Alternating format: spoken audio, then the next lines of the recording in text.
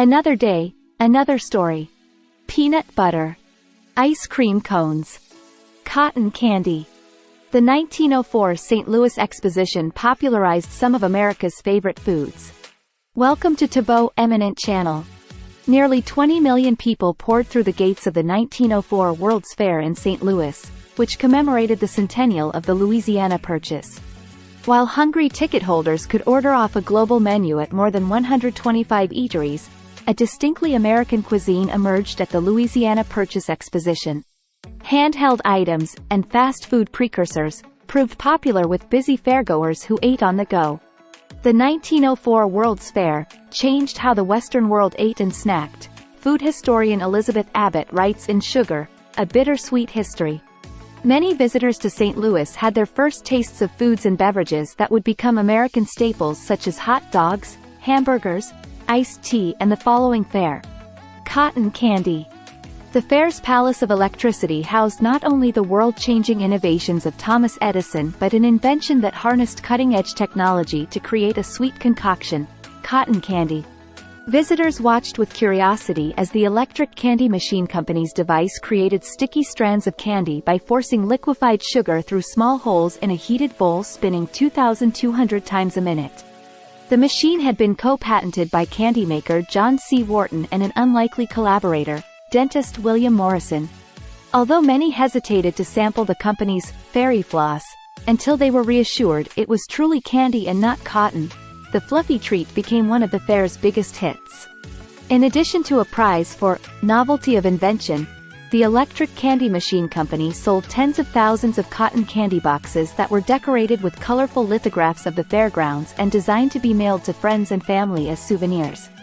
The boxes broadened the cloud-like confection's popularity well beyond the fairgrounds.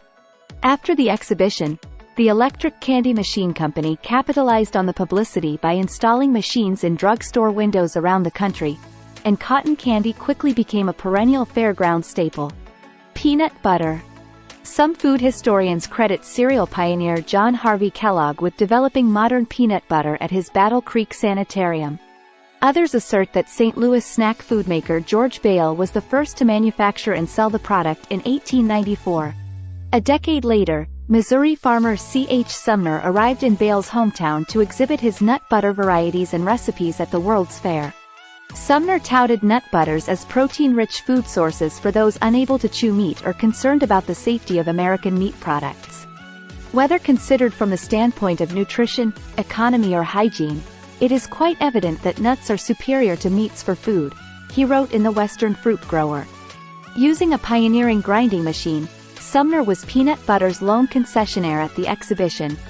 Fairgoers collectively spent just over $700 at Sumner's stand, and the treat's popularity soon spread as Beech-Nut launched the first nationwide brand of peanut butter later that year. American peanut butter production exploded from 2 million pounds in 1899 to 34 million pounds in 1907. Ice cream cone. Prior to the fair, vendors sold ice cream in glass cups or dishes called penny licks that were returned, rinsed and reused. During the exhibition, however, the St. Louis Globe-Democrat noted a novel sight. Fairgoers were eating ice cream out of an inverted cone of hard cake, resembling a coiled-up waffle. Proving the adage that success has many fathers, several people claim to have invented the ice cream cone at the 1904 World's Fair, including Ernest Hamwi. As a 16-year-old recent immigrant from Syria, he sold zalabias, waffle-like pastries from the Middle East, at the Constantinople on the Pike exhibit. According to Hamwi, when a neighboring ice cream concession ran out of dishes, he rolled a zalabia into a funnel shape for use as an edible container. This idea seemed to go over big, he told a St. Louis newspaper decades later, and soon the ice cream concessions all over the fair purchased the rolled waffles from us and sold them with the cream and called them cornucopias.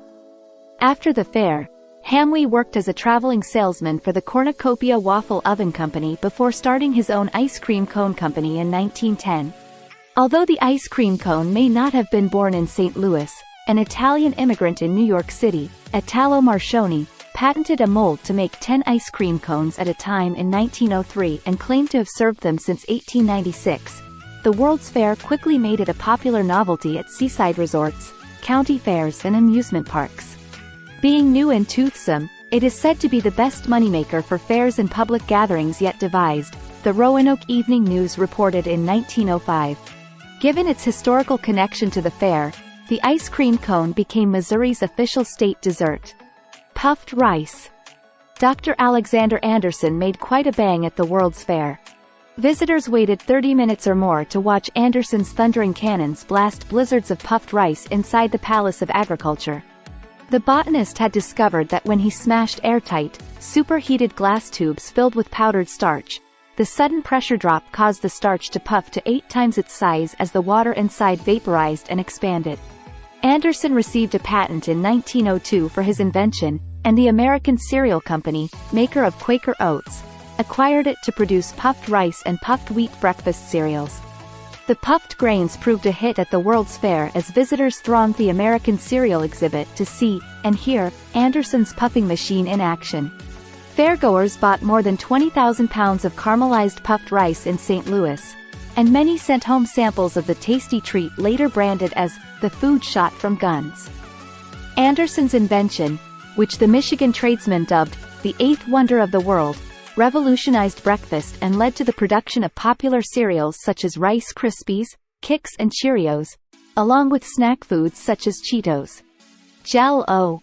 Peter Cooper, developer of the steam locomotive and founder of Manhattan's Cooper Union College, obtained the first patent for manufacturing powdered gelatin from animal byproducts in 1845. But he made little inroads in selling gelatin as a dessert. Pearl Waite, an upstate New York cough syrup manufacturer, bought the gelatin patent from Cooper's estate in 1897 and added fruit flavors to the dessert that his wife, May, named Jell-O. When door-to-door sales lagged, Waite sold the Jell-O business for $450 to fellow townsman orator Frank Woodward, owner of the Genesee Pure Food Company. Woodward launched an aggressive marketing campaign that included an exhibition inside the Palace of Agriculture at the 1904 World's Fair demonstrating how to make Jell-O by adding hot water to the gelatin powder and then setting it to cool. After watching it wiggle and seeing it jiggle, curious fairgoers tasted Jell-O samples, which came in 6 flavors including chocolate, and took home recipe booklets. Jell-O also exhibited its ice cream powder, which could be dissolved in milk and frozen. Jell-O advertisements trumpeted the gold medal that the delightful and quick dessert won at the fair, and the exhibition helped Jell-O sales to quadruple between 1902 and 1906, when they topped $1 million. The Culinary Revolution, Tales from the Fair. This story could follow the journey of a young chef or food enthusiast who attends the 1904 World's Fair and is inspired by the diverse array of foods on display. The protagonist could explore the fairgrounds, attend cooking demonstrations, and interact with chefs from various cultures, leading to a newfound passion for experimenting with different cuisines. The story could explore their culinary adventures and innovations inspired by their experiences at the fair. Beyond the fair, the legacy of a food vendor. This narrative could focus on a food vendor who operates a small stall at the 1904 World's Fair, selling a unique and innovative dish. Following the fair, the vendor's creation becomes incredibly popular, leading to the establishment of a successful restaurant chain or food business. The story could delve into the challenges faced by the vendor, the evolution of their business, and how their creation becomes an enduring part of American culinary culture. A taste of tradition, the cultural exchange at the fair. This story could explore the cultural exchange that occurred at the 1904 World's Fair through the eyes of 2 characters from different backgrounds. One character could be a foreign chef showcasing traditional cuisine from their homeland, while the other could be an American visitor fascinated by international foods. Through their interactions and shared culinary experiences, the story could highlight the importance of cultural exchange and how it influenced American tastes and cooking practices. The food critic's culinary journey.